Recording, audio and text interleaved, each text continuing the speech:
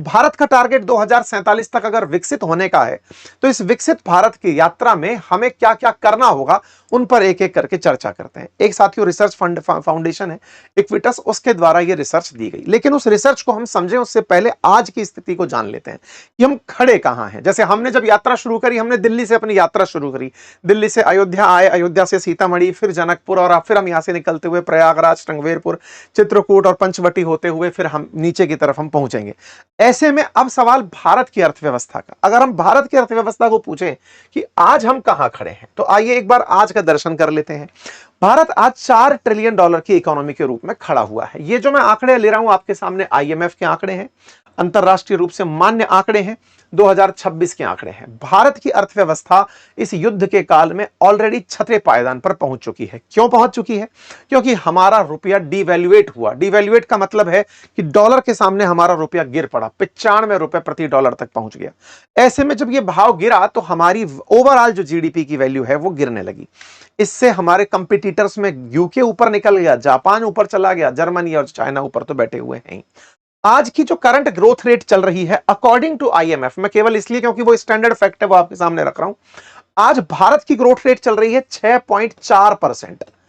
China की growth rate, जिससे हमारा कंपटीशन है यूएस और चाइना से, इनकी ग्रोथ रेट इसकी चल रही है 4.6%। ये सालाना वार्षिक ग्रोथ रेट मैं आपको बता रहा हूं, और इनकी चल रही है 2.3%। आप में से कुछ लोग हो सकता है ये कहें कि सर यूएस और चाइना की इतनी ग्रोथ रेट कम क्यों है? ये बिल्कुल वैसे है साथियों, जब हम अपना ये पूरा स्टूडियो बस पर बनाकर निकले ना, तो हम सोचते हैं कि हमारी यात्रा बहुत तेज हो जाएगी, लेकिन वजन इतना बहुत ज्यादा है तो इसकी गति बहुत धीरे चलेगी। मतलब गाड़ी को 80 की स्पीड पर चलाने में भी हमको डर लगता है। लेकिन वहीं जब हम चौपहिया पर चल रहे होते हैं तो व्हीकल की स्पीड आपको अधिकतम लिमिट 120 भी उपलब्ध कराई जाती है कि आप गाड़ी चला सकते हैं। तो जब छोटा आपका इकोनॉमी होता है तो ग्रोथ बड़ा हो सकता है। जब इकोनॉमी बड़ा है तो उसका ग्रोथ धीरे ही होगा, क्योंकि उसके अंदर बहुत सारे फैक्टर्स पर परिवर्तन होता है। ये ऑलरेडी उस मुकाम पर बैठे हुए हैं जो हमारे सपने हैं। भारत 2047 तक कहां हो, यह टारगेट हमने रखा हुआ है। 20 साल बाद यूएस का टारगेट हमारा है, जो यूएस आज बैठा हुआ है। हमारा टारगेट 20 साल बाद $30 ट्रिलियन होने का है, जहां वो आज बैठा हुआ है। आज चाइना $20 ट्रिलियन का है। ये आज जो हम चर्चा कर रहे हैं कि अगर हम इन 20 कदमों को उठा लें तो 2036 तक यहां पहुंचे, और अगर हम नहीं उठाएं तो क्या हो, तो मैं अब आपको आंकड़ा बताता हूं। मतलब हमारा ये 2047 का टारगेट है, ये 2036 का टारगेट है, और आज हम कहां खड़े हैं? $4 ट्रिलियन तक। तो इस बात को समझिएगा।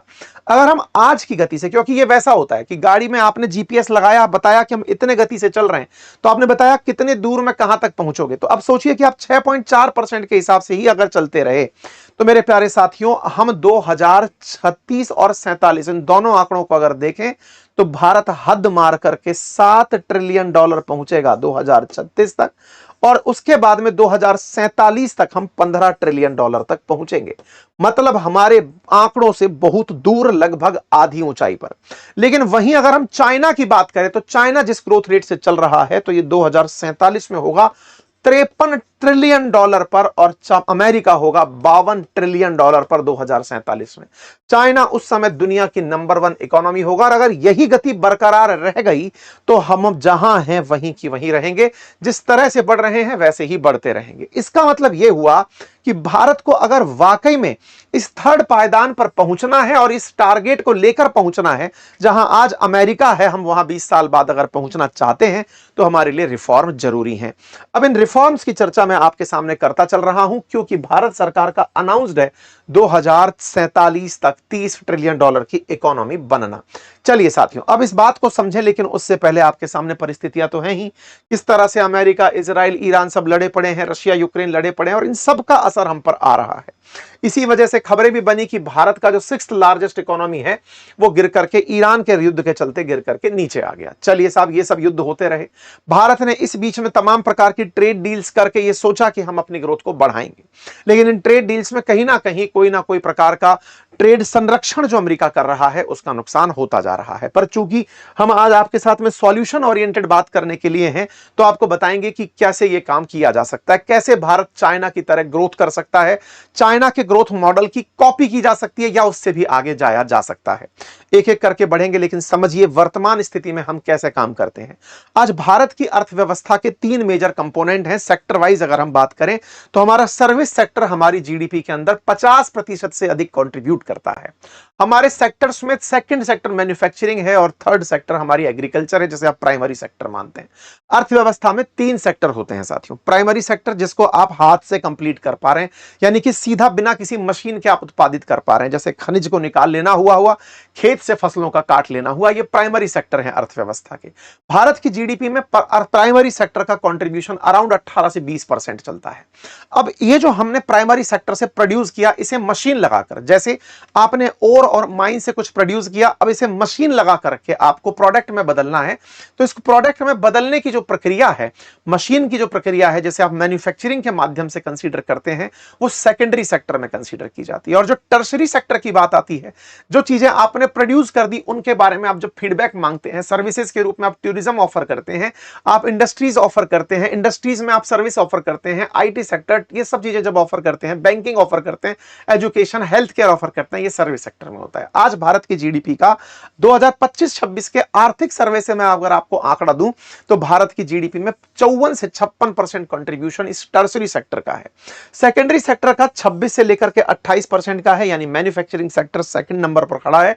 और जो प्राइमरी सेक्टर, जो हमारी अर्थव्यवस्था के अंदर सबसे बड़ी जो दिक्कत है, जो हमारे किसान भाई हैं और जो सबसे ज्यादा बड़ी आबादी जिस पर निर्भर करती है, उनका जीडीपी में कंट्रीब्यूशन 18% ही है।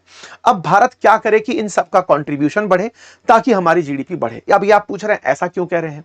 देखिए साथियों, जब आपको जीडीपी ही बड़ा करनी है तो जीडीपी में अभी कौन कौन रोल प्ले कर रहा है ये तो पता हो।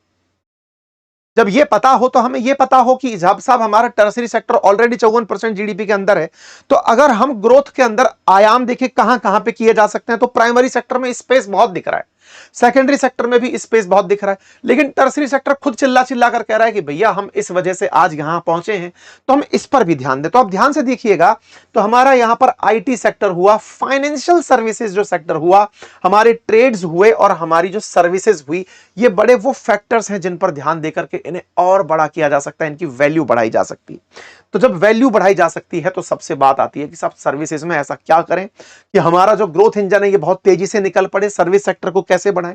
तो देखिए, भारत ऑलरेडी दुनिया के अंदर आईटी और बिजनेस सर्विसेज में बहुत ऊपर माना जाता है, लेकिन टूरिज्म हमारे देश के लिए एक ऐसा सेक्टर है जिसमें एक बड़ा गैप है, जिसे हम बहुत अच्छे से दूर कर सकते हैं। उसमें $21 बिलियन का हम कंट्रीब्यूट कर सकते हैं। मेरे प्यारे साथियों, आप में से बहुत सारे साथियों को शायद इसका पोटेंशियल ना पता हो। आप में से बहुत सारे भारतीय जो आज मुझे सुन रहे हैं, ये भारत के बाहर रहते हैं। आपका भारत प्रेम है, तभी आप अंकित इंस्पायर इंडिया पर रोजाना हमें इस तरह के विश्लेषण में अपना आशीर्वाद देने आते हैं। मेरे प्यारे साथियों, आप जहां भी हैं, आप समस्त भारतीय भारत के एम्बेसडर रहिए और भारत तक लोगों को भेजिए, घूमने भेजिए, और अपने खुद अतिथि देवो भव के भाव में रहिए। उनके लिए आप लोकल गाइड बनिए।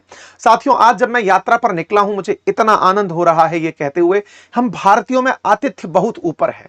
मैं आज जब ये शूट कर रहा हूं सेशन, इस समय मैं मिथिला में हूं, और भारत का जो मिथिलांचल है साथियों, जो हमारे बिहार के अंदर सीतामढ़ी वाला जो एरिया है, आज मैं पुनौरा में आपकी, जहां माता सीता का प्राकट्य हुआ, मैं वहां पर हूं।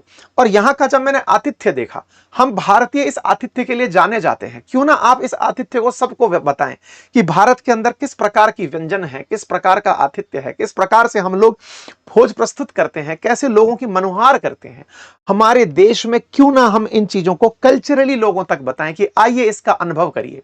जब आप अनुभव करने इसे आते हैं, अब आप कहेंगे कि सर दूर से चलकर कोई आ गया तो हम क्या करें? कोई बात नहीं, आप अपने लोकल गांव में 5 जन मिल जाइए, आप छोटे क्षेत्र में 4 जन इकट्ठे हो जाइए और व्यवहार करिए कि कोई आएगा तो हम उसको अतिथि के रूप में रखेंगे। साथियों, ये मानकर चलिए कि जब भी कोई विदेशी भारत आता है, वो विदेशी मुद्रा भारत लेकर आता है, और विदेशी मुद्रा के साथ साथ वो अपना एक्सपेंडिचर करता है। आज हम जब यात्रा पर निकले हैं तो हमारा बहुत खर्चा हो रहा है। लगभग हमारी 20 से 25 लोगों की टीम फील्ड में चल रही है जिस समय हम आपके साथ में ये सब संवाद कर रहे हैं। ऐसे में जब इतनी बड़ा काम चल रहा होता है तो सोचिए, ये एक्सपेंडिचर है, मतलब खर्च हो रहा है। तो ऐसे ही जब कोई बाहर से घूमने आएगा तो वो सोचिए कि हवाई यात्रा भी लेगा, हमारा लोकल ट्रांसपोर्टेशन भी लेगा, भोजन भी लेगा, स्टे भी लेगा, और इस प्रकार से जब आपका खर्च होगा तो अर्थव्यवस्था में पैसा आएगा।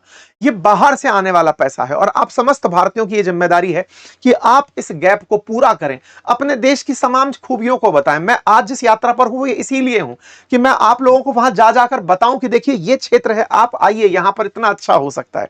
और इस काम को जी करके आप अपने जीवन के अनुभवों को बहुत सुंदर कर सकते हैं, देश में बड़ा कंट्रीब्यूट कर सकते हैं।